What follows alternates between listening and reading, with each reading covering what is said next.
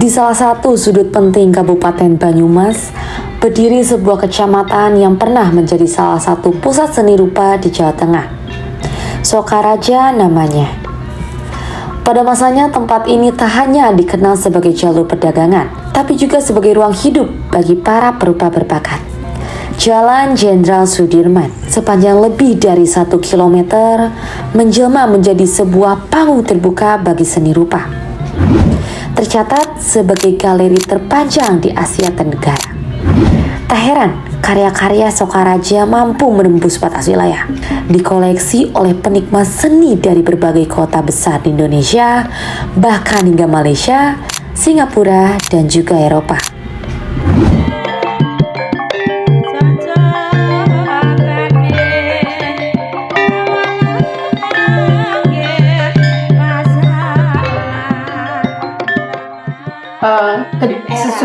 Era kejayaan seni waktu di Sokaraja. Ya, saya sedikit tahu kita karena kebetulan kakak saya itu termasuk pedagang lukisan gitu. Saya masih SD itu, berarti sekitar tahun 80. Kakak saya itu jual lukisan sampai ke Sumatera, ke Lampung kayak gitu. Itu membawa lukisan digulung itu. Hitungannya kodian itu ya, bawa berapa kodi banyak itu. Kalau di sini ya tahun 80 itu harganya 2.000. Kalau dijual di Sumatera harganya 20.000, 10 kali lipatnya. Ya, makanya banyak pedagang lukisan di Sokaraja ke luar Jawa. Ya kayak di Sumatera gitu. Ya pada waktu itu jadi hampir di setiap desa di Kecamatan Sokaraja memproduksi lukisan. Lukisannya itu menggunakan cat air ya, semacam cat air, artinya cat yang berbasis air gitu. Pakainya kain itu bekas kantong terigu. Ada yang pakai itu, ada yang pakai kain belacut juga ada. Tapi ya bekas kain terigu itu juga cukup bagus itu buat bikin lukisan ya, karena relatif murah ya, sehingga hampir setiap desa memproduksi itu dan peminatnya memang banyak pada waktu itu. Itu sekitar tahun 80-an itu. Saya lahir tahun 74, tahun 80-an saya sudah SD udah bisa mengetahui. Kita ingat Bung Karno, bangsa yang besar, bangsa yang menghargai budaya adiluhung bangsa, budaya tinggalan leluhur kita. Kita sebagai seorang seniman, kalau saya seorang seniman misalnya nyanyi, saya mungkin akan mempublikasikan keroncong, karena keroncong itu handmade Indonesia. Kalau saya seorang dalang ataupun seni pedalangan, mungkin akan saya mempertimbangkan, saya akan memperlestarikan, saya akan mengangkat budaya seni pedalangan di nasional sampai ke internasional. Nah, kalau saya seorang seniman, saya akan tetap berkarya apa yang ada di Indonesia ini, maksudnya kultur etnik budaya yang ada di Indonesia untuk saya angkat sebagai media komunikasi ke ranah luar, untuk berkontribusi di bidang seni, yaitu sebagai warga negara yang baik.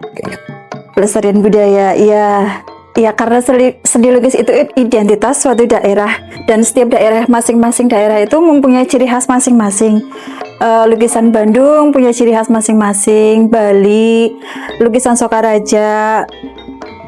Jadi itu masih sebagai seni lukis Indonesia beda dengan gaya lukis Eropa. Jadi harus dilestarikan. Namun waktu terus berjalan, dan seperti banyak kisah kejayaan lainnya, denyut seni rupa di Sokaraja pun perlahan mulai meredup. Pertanyaannya bukan hanya tentang apa yang hilang, tapi masihkah kita peduli? Kalau saya pribadi merasa sangat miris ya Kak ya. Soalnya kan seni lukis itu kan identitas lokal suatu daerah. Jadi harus dilestarikan. Nah, itu ya sesuatu yang sangat memprihatinkan sekali. Dan itu sebenarnya kita para seniman harus punya kepedulian ya untuk bagaimana menangkal radikal negatif itu, radikal buruk itu dengan cara kita harus kita yang sudah menjadi seniman atau itu harus terus eksis berkarya, terus kita dengan adakan maksudnya kita workshop, kita belajar bersama, kita untuk mengadakan semacam pembelajaran terhadap mereka agar tahu jati diri kita gitu, untuk tidak meninggalkan sesuatu yang tradisi ataupun jangan sampai termakan sesuatu yang instan. Nah, kita dengan kita seniman harusnya berkolaborasi dengan instansi pemerintah atau benda untuk merangkul agar bagaimana, karena kita seniman nonsen kalau untuk bergerak sendiri Mbak. Jadi makanya dari kita membuat semacam paguyuban atau komunitas itu sebenarnya arahnya ayo kita bersatu untuk memperkuat seni di daerah masing-masing gitu, untuk melawan atau imbas daripada negatif dengan perkembangan teknologi yang lebih ke arah negatif itu. Ya, terutama faktor dari ini ya, teknologi ya Mas ya. Jadi kondisi sekarang kan kita bertarung, seniman itu bertarung dengan kemajuan teknologi. Mungkin dari sisi ininya ekonomisnya sih ya, sekarang kena keluar kayak aplikasi seolah-olah orang yang tidak bisa melukis bisa jadi melukis gitu Mas. Karena kurangnya inovasi dalam karya gitu, jalan di tempat dalam satu mode gitu kan, lukisan pemandangan atau realis atau naturalis kayak gitu. Padahal secara perkembangan zaman kita sudah terbuka banget ya, bisa melihat karya-karya kan seperti apa, apalagi generasi sekarang ataupun eksekutif muda sekarang kan udah berbeda seleranya gitu kan. Misalkan ya untuk kebutuhan hotel, untuk kebutuhan rumah makan dan sebagainya ada lukisan juga gitu. Nah ini harusnya lukisan-lukisan itu yang kekinian gitu kan, karena ya penghuni hotel ataupun penghuni rumah makan atau kafe kan juga anak-anak muda gitu. Ini tergerus lagi karena perkembangan dari fotografi sekarang digital banget kan ya, bisa edit pakai digital, gak perlu komputer lah, pakai HP juga bisa kan untuk background foto gitu, sehingga pelukis-pelukis yang dulunya melukis ke background foto juga kehilangan itu lagi mata pencarian barangkali gitu ya. Kalau saya lihat ya, sekarang kan sudah banyak zaman sudah berubah ya, kemajuan teknologi semakin canggih, ada berbagai macam fasilitas beda dengan zaman dulu. Sebetulnya tergantung dari seniman masing-masing, maksudnya bisa jadi positif, bisa jadi negatif. Kalau sekarang mungkin di Sokaraja Banyumas mungkin dari beberapa tahun sebelumnya mungkin terlihat seperti ada peningkatan, seperti ada semangat baru untuk bangkit seperti zaman dulu yang kalau cerita mungkin panjang lah ya, sejarah Sokaraja Banyumas pernah mengalami masa emas, masa kejayaannya. Kalau dulu lukisan-lukisan yang di Sokaraja ya murah-murah memang tuh. Kalau lukisan Sokaraja tempo dulu diterapkan zaman sekarang ya udah nggak matuk, nggak pas gitu. saya masih banyak lukisan gaya lama di rumah saya. Saya kan yang pengoleksinya kan sekarang beda orangnya. Itu orang lama, orang dulu. Masalah sekarang udah ganti generasi ya pengoleksinya itu. Sekarang ke galeri di Sokaraja itu kan tinggal 2, itu juga udah pastinya kalah pamornya lah dengan kulinernya gitu kan. Nah, seniman butuh ruang itu, ruang pamer yang tempatnya yang representatif gitu, yang mudah dijangkau oleh masyarakat gitu. Karena banyak sih dari wisatawan dari luar ya, dari itu kayak agen-agen pariwisata kalau mencari lukisan itu tidak ada di daerah Banyumas gitu, karena nggak ada galeri yang resmi gitu. Karya seni adalah hasil dari proses panjang. Ia lahir dari eksperimen, riset, dan pencarian makna yang tak selalu mudah. Tapi saat ini, kondisi tersebut mulai berubah. Karya tak lagi lahir dari riset mendalam, melainkan dari baris teks pendek dan sistem yang sudah hafal pola estetika. Kecerdasan buatan menggores autentisitas seni. Dan di tengah euforia teknologi, kita nyaris lupa. Seni bukan hanya soal hasil akhir, tapi tentang perjalanan menuju makna yang tiada akhir. Kalau tanggapan saya untuk perkembangan teknologi ya yang berkaitan dengan kesenian ini adalah menurutku sih sebagai ya mitra atau rekanan ya, karena jujur ya kadang kita merasa dimudahkan mengakses referensi gitu. Misalnya kita mau mencari model apa ada gitu, tapi bisa juga ini sih melemahkan sumber daya manusia ataupun pelukis dalam hal ini, karena kadang kalau kita yang tidak bisa menyikapi ya udahlah kita cari di AI aja ataupun di mana gitu ya yang mudah didapat secara instan gitu. Tapi pada dasarnya memang beda ya sebuah karya AI ataupun ChatGPT dan sebagainya dengan karya manual, beda. Tentu beda lah dari segi dari segi penampilan juga beda, dan yang terpenting lagi adalah sebuah prosesnya itu yang tidak bisa didapatkan dalam karya digital AI dan sebagainya, itu nggak ada prosesnya itu. Kalau manual kita tahu bagaimana cara bikin warna abu-abu, bikin warna tanah, bikin warna daun itu. Padahal warna daun itu kan nggak cuma hijau, di situ ada banyak banget warna, ada coklat, ada ungu dan sebagainya. Lah ini kalau kita tidak praktekkan secara manual kita tidak tahu gitu. Nah, karena kan kalau AI kan cuma tinggal tekan tombol aja kan udah keluar gitu. Prosesnya itu tidak ada. Mematikan kreativitas atau membunuh kreativitas seni original dengan sesuatu yang harus memakai semacam kayak fase atau tahapan atau belajar dari nol. Tapi sekarang dengan adanya seni instan atau boleh kayak katakan ada kayak program AI ataupun mungkin GPT gitu, itu mungkin sangat-sangat merusak kreativitas, karena orang sekarang bisa berpikir instan, bisa membuat instan dengan sesuatu yang teknologi modern itu. Antara pro dan kontra. Pro-nya itu gini, teknologi canggih kan memang perlu dikembangkan, dan itu tentunya ada baiknya juga, karena pelukis juga butuh referensi sih.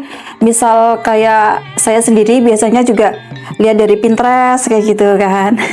Itu dari AI juga banyak juga yang bagus-bagus. Nah, kalau menurut saya tapi ini generasi muda juga harus tetap belajar yang manual, karena kan beda ya. Misal pakai AI itu kan kita tinggal ngeklik pengen yang warna apa itu udah ada.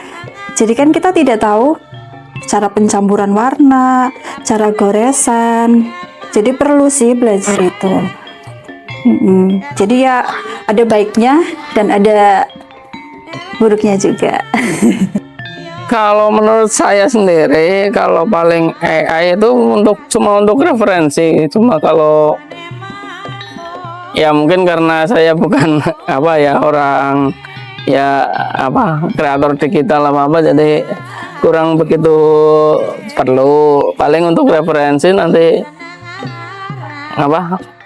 melakukannya itu lebih cenderung ke manual.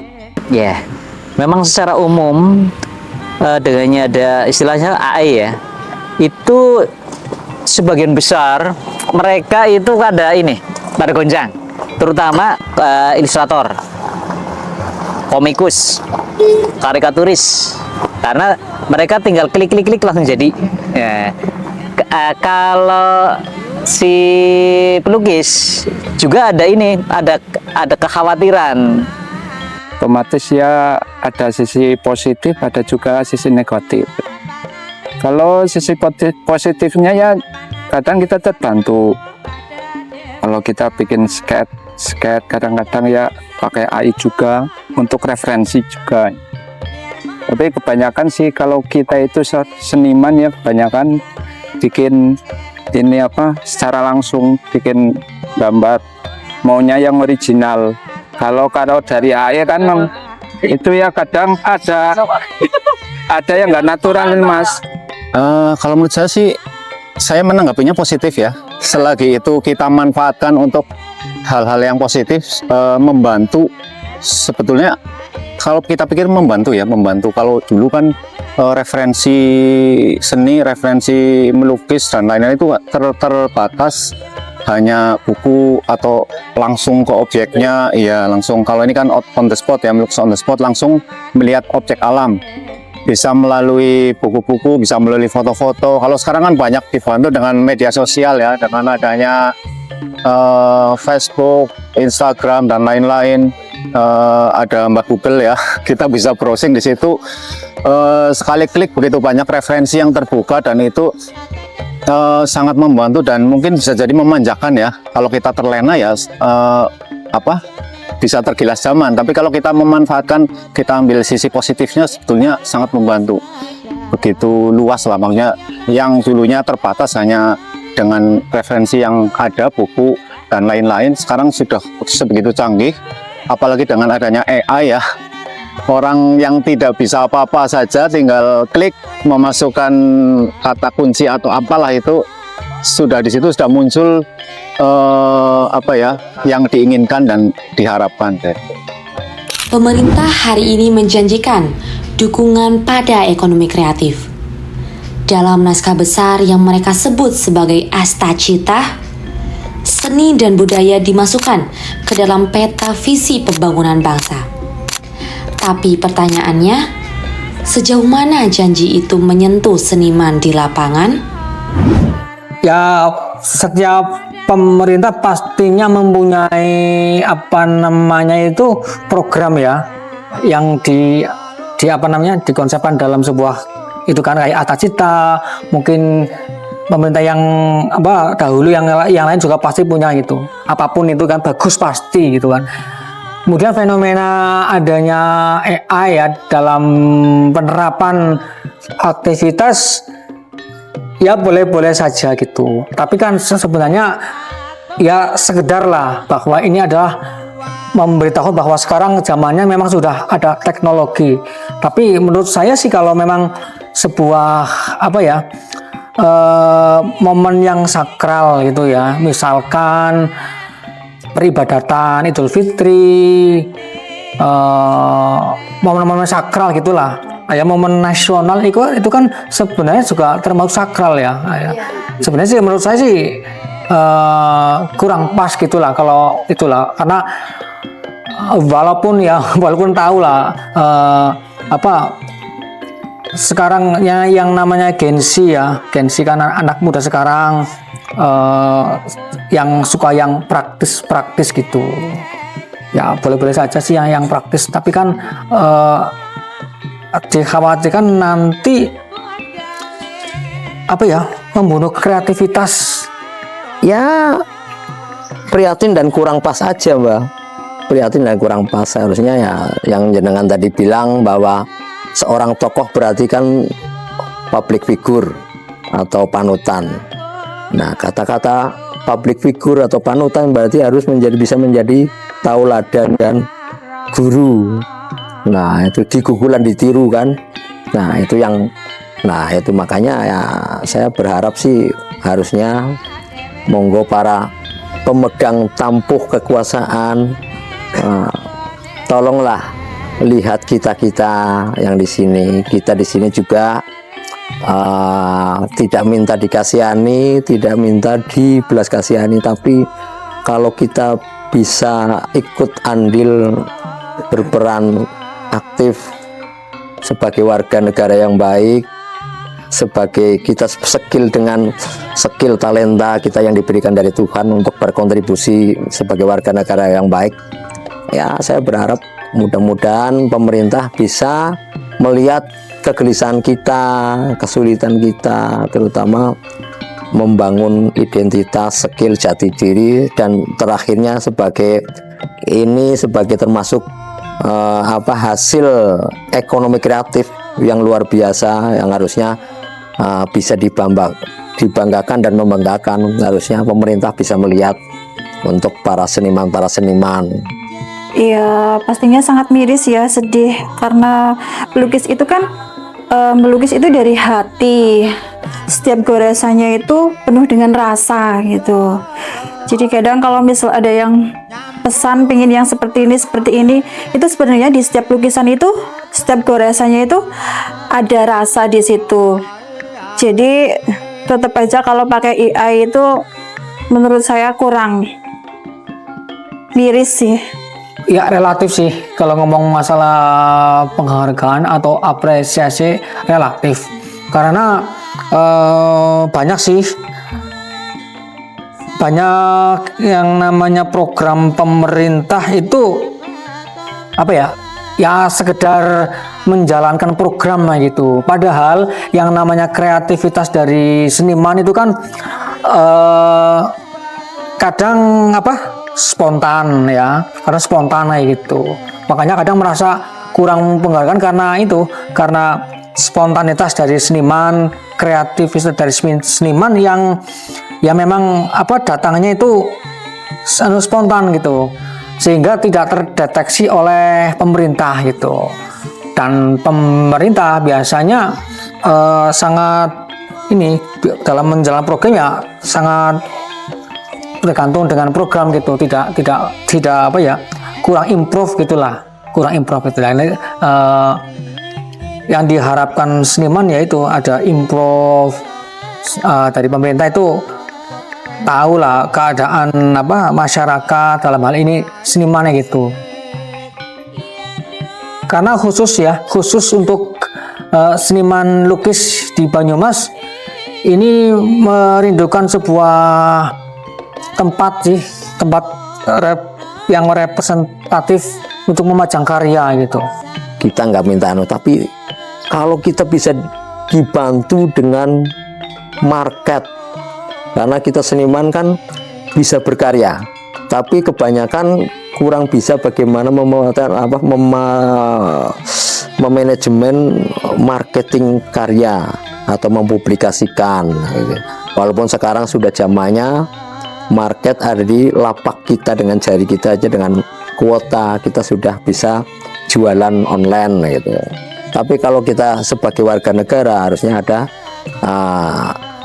sinergi, simbiosi, mutualisme dari para pemuka tanah air atau yang memegang tampuk kekuasaan di atas untuk bisa melihat kita termasuk kata orang seorang kreator gitu kan, untuk ekonomi kreatif juga. Mudah-mudahan bisa kepedulian untuk bisa melihat kita sebagai marketing minimal di dalam negeri, misalnya kayak instansi, bagaimana nanti ada lukisan-lukisan, terus mungkin di perhotelan atau mungkin di kantor-kantor instansi dengan karya-karya anak bangsa. Terus mungkin bisa mencarikan market keluar juga. Karena sekarang kan market juga sudah, dunianya sudah luar biasa, apa pas pemasaran global Pak ya, gitu. Paling itu saya berharap begitu Mbak. Cuman kalau untuk para petinggi atau orang-orang yang duduk di pemerintahan untuk sampai mengkoleksi itu ya paling baru dihitung dengan jari Mbak, mereka yang benar-benar memang suka atau senang lukisan gitu. Seni bukan sekadar ekspresi personal. Ia adalah cerminan kebudayaan, identitas, dan cara sebuah bangsa memahami dirinya sendiri. Bela negara bukan hanya tentang mengangkat senjata, tetapi juga menjaga warisan budaya. Disinilah wawasan Nusantara menemukan makna yang sesungguhnya, bukan semata pandangan geopolitik, tetapi kesadaran bahwa setiap jengkal ruang dan setiap ekspresi budaya, dari pusat kota hingga sudut kecil seperti Sokaraja, memiliki arti penting dalam membentuk keutuhan Indonesia. Karena bangsa yang besar bukan hanya yang kuat secara ekonomi, tetapi bangsa yang tak pernah kehilangan akar budaya abadi. Iya, sebagai generasi muda, boleh saja menggunakan teknologi yang sekarang udah serba canggih, tapi juga jangan sampai melupakan produk lokal daerah kita, terutama daerah Banyumas karena kita orang Banyumas. Ya, selagi kita lahir, yang generasi sekarang lahir di zaman modern ya, katakanlah ada istilah Gen Z atau ada generasi milenial, itu jangan terlena dengan teknologi yang ada. Untuk teman-teman generasi muda, ya paling kami berharap ayo kita berkarya gitu. Apapun karyanya, baik seni lukis manual, seni lukis digital, karya-karya seni yang lainnya, ayo kita berkarya gitu. Jangan rebahan terus gitulah. Yang namanya gadget sekarang kan udah menjadi teman terdekat ya bagi generasi muda. Ayo kita sisihkan waktu dan tenaga kita untuk berkarya. Ya, pokoknya monggo kita sama-sama sebagai warga negara yang baik, sesuai apa yang diberikan dari Tuhan, sesuai bagian masing-masing. Kalau saya seorang seniman, saya berkontribusi, saya akan terus berkarya dan berkarya sampai akhir hayat. Mudah-mudahan bisa diterima khalayak umum dan bisa menghidupi saya sendiri dan bisa berkontribusi sebagai warga negara. Nah, terus untuk teman-teman dan adik-adik saya berkarya dan terus berkarya. Semangat, salam budaya. Dunia kita adalah kanvas kita. Artinya apa yang dilakukan oleh kita itulah catatan gitu kan. Ya, kita hari ini melukis panorama Sokaraja, inilah kanvasnya. Kalian bikin film dokumenter, itulah kanvas kalian. Apa kata kuncinya, dunia kita adalah kanvas kita. Betul. Terima kasih Pak Sen.